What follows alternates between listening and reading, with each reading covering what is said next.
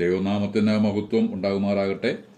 ഇന്ന് വരെ ജീവിപ്പാൻ ദൈവം നൽകിയ ഉപകാരങ്ങളെ ഓർത്ത് സ്തോത്രം ചെയ്യാം. ഞാൻ കുര്യൻ എം ചാക്കോ. അഭിഷേകം എന്നതാകട്ടെ ഇന്നത്തെ വിഷയം. അഭിഷേകത്തെക്കുറിച്ച് യഹോവ മോശയോട് പറഞ്ഞത് പുറപ്പാട് പുസ്തകം 30:26 മുതൽ രേഖപ്പെടുത്തിയിരിക്കുന്നു. വിശേഷവും വിശുദ്ധവുമായ അഭിഷേക തൈലം എടുത്ത് സമാഗമന കൂടാരവും സാക്ഷ്യപട്ടവും മേശയും അതിന്റെ ഉപകരണങ്ങളൊക്കെയും നിലവിളക്കും അതിന്റെ ഉപകരണങ്ങളും ധൂപപീഠവും ഹോമയാഗപീഠവും അതിന്റെ ഉപകരണങ്ങളൊക്കെയും തൊട്ടിയും അതിന്റെ കാലും അഭിഷേകം ചെയ്യണം.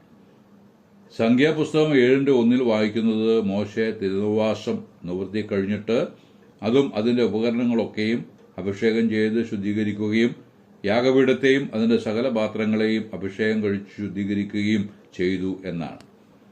ദൈവാലയ കാര്യങ്ങൾക്ക് മാത്രം ഉപയോഗിക്കേണ്ട പാത്രങ്ങളും മേശയും മറ്റു ഉപകരണങ്ങളൊക്കെയും ശുദ്ധിയാക്കി ആ ശുശ്രൂഷയ്ക്ക് മാത്രമായി വേർതിരിച്ചു വയ്ക്കുന്ന ശുശ്രൂഷയാണ് മേൽ കണ്ടത്. ഉൽപ്പത്തി പുസ്തകം 28:18 യാക്കോബ് അധികാരത്ത് എഴുന്നേറ്റ് തലയണയായി വച്ചിരുന്ന കല്ലെടുത്ത് തൂണാക്കി നിർത്തി അതിന്മേൽ എണ്ണയൊഴിച്ചു. ആ സ്ഥലത്തിന് ബേഥേൽ എന്ന് പേർ വിളിച്ചു. ആ കല്ലും ആ പ്രദേശവും ചേർത്ത് ഒരു നേർച്ചയും നേർന്നു. ആ കല്ലും ദേശവും അതിനായി മാത്രം വേർതിരിച്ചു എന്ന ആശയത്തിൽ എണ്ണയൊഴിച്ച് അഭിഷേകം ചെയ്തു എന്ന് ചിന്തിക്കാവുന്നതാണ്. ഈ ഭാഗത്തെല്ലാം വസ്തുക്കളെ അഭിഷേകം ചെയ്യുന്നതായി പറയുന്നു. പുറപ്പാട് പുസ്തകം 30:30 യഹോവ മോശയോട് കൽപ്പിച്ചത്, അഹരോനെയും അവന്റെ പുത്രന്മാരെയും എനിക്ക് പുരോഹിത ശുശ്രൂഷ ചെയ്യേണ്ടതിന് അഭിഷേകം ചെയ്ത് ശുദ്ധീകരിക്കണം. ഇവിടെ പുരോഹിത ശുശ്രൂഷയ്ക്കായി വേർതിരിക്കപ്പെട്ടവർ എന്ന നിലയിൽ അഹരോനെയും മക്കളെയും അഭിഷേകം ചെയ്യുന്നു. രാജാക്കന്മാരുടെ 1 പുസ്തകം 19:16 ഏലിയാവിന് അരുളപ്പാട് ഉണ്ടായിരുന്നെന്നാൽ, സഫാത്തിന്റെ മകനായ ഏലീശയെ നിനക്ക് പകരം പ്രവാചകനായിട്ട് അഭിഷേകം ചെയ്യണം. പ്രവാചകന്മാരിൽ ഏലീശയെ അഭിഷേകം ചെയ്തതായി എടുത്ത് പറഞ്ഞിരിക്കുന്നു. രാജാക്കന്മാരെ അഭിഷേകം ചെയ്തതായും വായിക്കുന്നുണ്ട്. 1 ശമൂവേൽ 8:4 മുതൽ വായിക്കുന്നത്, ഇസ്രായേൽ മൂപ്പന്മാർ എല്ലാവരും ഒന്നിച്ചുകൂടി രാമയിൽ ശമൂവേലിന്റെ അടുക്കൽ വന്ന് പറഞ്ഞു, സകല ജാതികൾക്കുമുള്ളതുപോലെ ഞങ്ങളെ ഭരിക്കേണ്ടതിന് ഒരു രാജാവിനെ നിയമിച്ചു തരണം. അത് ശമൂവേലിന് അനിഷ്ടമായി. ശമൂവേൽ യഹോവയോട് പ്രാർത്ഥിച്ചു. ദൈവം തമ്പുരാൻ ശമൂവേലിനെ ആശ്വസിപ്പിച്ചു. അവർ നിന്നെയല്ല, ഞാൻ അവരെ ഭരിക്കാതവണ്ണം എന്നെയാകുന്നു ത്യജിച്ചിരിക്കുന്നത്. ആകയാൽ അവരുടെ അപേക്ഷ കേട്ട് അവർക്ക് വേണ്ടത് ചെയ്തു കൊടുക്കുക. 9:1 മുതൽ വായിക്കുന്നത്, ബെന്യാമീൻ ഗോത്രത്തിൽ കീഷിന്റെ മകനായ ശൗൽ എന്നു പേരോടെ ഒരു മകനുണ്ടായിരുന്നു. ഇസ്രായേൽ മക്കളിൽ അവനേക്കാൾ കോമള രൂപനായ ഒരു പുരുഷൻ ഇല്ലായിരുന്നു. അവൻ എല്ലാവരേക്കാളും തോൾ മുതൽ പൊക്കം ഏറിയവനായിരുന്നു. ഇവനെയാകുന്നു ഇസ്രായേലിന് രാജാവായി നിയമിച്ചിരിക്കുന്നത് എന്ന് യഹോവ ശമൂവേലിന് വെളിപ്പെടുത്തി കൊടുത്തു. അതനുസരിച്ച് ശമൂവേൽ ചെയ്തത് 10:1 എഴുതിയിരിക്കുന്നു. ശമൂവേൽ തൈലപാത്രമെടുത്ത് തൈലം ശൗലിന്റെ തലയിലൊഴിച്ചു. അവനെ ചുംബിച്ചു പറഞ്ഞത്, യഹോവ തന്റെ അവകാശത്തിന് പ്രഭുവായി നിന്നെ അഭിഷേകം ചെയ്തിരിക്കുന്നു. ആ അഭിഷേകത്താൽ ശൗൽ ഇസ്രായേലിലെ 1ാമത്തെ രാജാവായി തീർന്നു. ശമൂവേലിന്റെ 1 പുസ്തകം 16:12 ഇശായിയുടെ പുത്രന്മാരിൽ 8ാമനായ ദാവീദിനെ കുറിച്ച് എഴുതിയിരിക്കുന്നത്, അവൻ പവിഴ നിറമുള്ളവനും സുനേത്രനും കോമളരൂപിയുമായിരുന്നു എന്നാണ്. അവൻ വന്നപ്പോൾ യഹോവ ശമൂവേലിനോട് പറഞ്ഞത്, ഇവനെ അഭിഷേകം ചെയ്യുക, ഇവൻ തന്നെയാകുന്നു ഇസ്രായേലിന്റെ അടുത്ത രാജാവ്. അങ്ങനെ ശമൂവേൽ തൈലക്കൊമ്പ് എടുത്ത് തന്റെ സഹോദരന്മാരുടെ നടുവിൽ വെച്ച് ദാവീദിനെ അഭിഷേകം ചെയ്തു. ശൗലിന്റെ മരണശേഷം ദാവീദ് രാജാവായി സിംഹാസനത്തിലിരുന്നു. ദാവീദിനു ശേഷം ശലോമോനും തുടർന്ന് പലരും രാജസ്ഥാനത്തിരുന്നു. അങ്ങനെ ദൈവത്തിന് ബോധിച്ചവരെ അഭിഷേകം ചെയ്ത് രാജകീയ ശുശ്രൂഷയ്ക്കായി വേർതിരിച്ചു വന്നു. പുതിയ നിയമ തിരുവെഴുത്ത് പരിശോധിക്കുമ്പോൾ കൊരിന്ത്യർക്കെഴുതിയ 2 ലേഖനം 1:21-22 വാക്യങ്ങളിൽ കാണുന്നത് പ്രകാരമാണ്, ഞങ്ങളെ നിങ്ങളോടുകൂടെ ക്രിസ്തുവിൽ ഉറപ്പിക്കുന്നതും നമ്മെ അഭിഷേകം ചെയ്യുന്നതും ദൈവമല്ലോ. അവൻ നമ്മെ മുദ്രയിട്ടും ആത്മാവെന്ന അച്ചാരം നമുക്ക് നമ്മുടെ ഹൃദയങ്ങളിൽ തന്നുമിരിക്കുന്നു. 2 വാക്യങ്ങൾ കൂടി ഈ ബന്ധത്തിൽ വായിച്ചു കൊള്ളട്ടെ. യോഹന്നാന്റെ 1 ലേഖനം 2:20-27 വാക്യങ്ങൾ.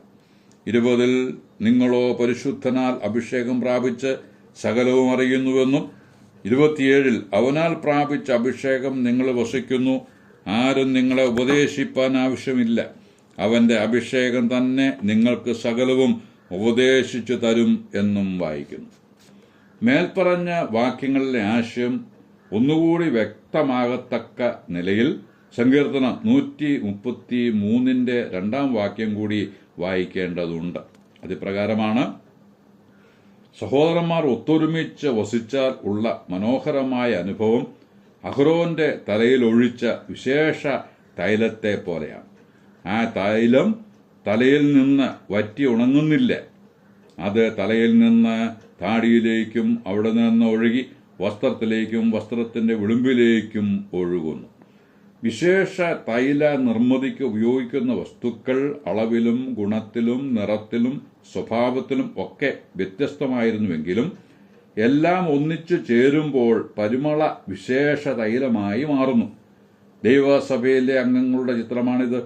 വിവിധ സ്വഭാവവും ഗുണവും കഴിവും നിറവും ഉള്ളവരാണെങ്കിലും പരിശുദ്ധാത്മാവിലുള്ള ഐക്യം അവരെ ഒന്നിച്ചു നിർത്തുന്നു. ഈ തൈലം അഹ്റോന്റെ തലയിൽ നിന്ന് താടിയിലൂടെ വസ്ത്രത്തിന് വിളുമ്പിലേക്ക് ഒഴുകും. സഹോദര സ്നേഹവും ഐക്യവും ഉള്ളിടത്ത് ഈ ഒഴുക്ക് ഉണ്ടായിരിക്കും. താണവരിലേക്കും എളിയവരിലേക്കും ഈ സ്നേഹം ഒഴുകിയെത്തണം. ഈ നിലയിൽ ഐക്യവും സ്നേഹമുള്ള സഭയിൽ സ്വർഗീയ സൗരഭ്യം ഉണ്ടായിരിക്കും. ഈ വിശേഷ തൈലത്തെ നാറ്റിച്ചു കളയുവാൻ ചത്ത ഒരു ഈച്ച മതിയാകുമെന്നുള്ളത് സഭാപ്രസംഗിയുടെ പുസ്തകം 10:1 ഭയനിർദ്ദേശമാണ്. അത് മറന്നുപോകരുത്. അങ്ങനെ സംഭവിക്കാതിരിക്കാൻ എല്ലാവരും സൂക്ഷിക്കേണ്ടതുമാണ്. ക്രിസ്തു എന്നാൽ അഭിഷിക്തൻ എന്നാണല്ലോ അർത്ഥം. തലയിൽ നിന്ന് ശരീരമായ സഭയ്ക്ക് ആ അഭിഷേകം നൽകിയിരിക്കുന്നു. സഭയിൽ ആയിത്തീരുന്ന വ്യക്തികൾ സഭയ്ക്കുള്ള നന്മകൾ ഒന്നൊന്നായി അനുഭവിക്കുകയാണ്. അഭിഷേകം ചെയ്യുക എന്നതുകൊണ്ട് അർത്ഥമാക്കുന്നത് പ്രത്യേക ദൗത്യത്തിനായി യോഗ്യത നൽകി വേർതിരിക്കുക എന്നതാണ്. പാത്രങ്ങളെയെങ്കിൽ അതുകൊണ്ട് ഉദ്ദേശിക്കുന്നതിന് മാത്രമായി വേർതിരിക്കുന്നു. പുരോഹിതനെങ്കിൽ ആ ശുശ്രൂഷയ്ക്ക് മാത്രമായി വേർതിരിക്കുന്നു. രാജാവെങ്കിൽ രാജ്യകാര്യ നിർവഹണത്തിൽ മാത്രം ശ്രദ്ധിച്ചു പോകാനായിട്ട് വേർതിരിക്കുന്നു. വിശ്വാസിയെങ്കിൽ വിളിച്ചവന്റെ സദ്ഗുണങ്ങളെ ഘോഷിച്ച് ജീവിക്കുവാൻ വേർതിരിച്ചിരിക്കുന്നു. പൗലോസ് തന്റെ അനുഭവത്തെക്കുറിച്ച് പറയുന്നത് തിമോത്തിയോസിന് എഴുതിയ 1 ലേഖനം 1:12 വായിക്കുന്നുണ്ട്. എനിക്ക് ശക്തി നൽകിയ ക്രിസ്തുയേശു എന്ന നമ്മുടെ കർത്താവ് എന്നെ വിശ്വസ്തനെന്ന് എണ്ണി ശുശ്രൂഷയ്ക്ക് ആക്കിയതുകൊണ്ട് ഞാൻ അവനെ സ്തുതിക്കുന്നു. പരിശുദ്ധാത്മ സഹായത്താൽ പൗലോസിന് വിജയകരമായ ശുശ്രൂഷ നിർവഹിക്കാൻ സാധിച്ചു. ഇതല്ലേ ഈ കാലയളവിലും ഓരോ വിശ്വാസിയും ചെയ്യേണ്ടത്? ഇതല്ലാതെ ഈ കാലത്തിൽ ഓരോ വിശ്വാസിയും വ്യക്തിപരമായി പ്രാപിക്കേണ്ടതാണെന്നോ ഏതെങ്കിലും കർമ്മ മാർഗത്തിൽ അഭിഷേകം പ്രാപിപ്പാൻ കഴിയുമെന്നോ തിരുവെഴുത്ത് പറയുന്നില്ല. ആകയാൽ സിദ്ധാന്തങ്ങൾക്കും മാനുഷിക ഉപദേശങ്ങൾക്കും കീഴ്പ്പെടാതെ വചനത്തോട് നീതി പുലർത്തുവാൻ ദൈവാത്മാവിന്റെ സഹായം ഏവർക്കും ലഭിക്കട്ടെ എന്ന് ആശംസിച്ച് വാക്കുകൾക്ക് പൂർണ്ണവിരാമം കുറിക്കുന്നു. ദൈവനാമം മഹത്വപ്പെടുമാറാകട്ടെ.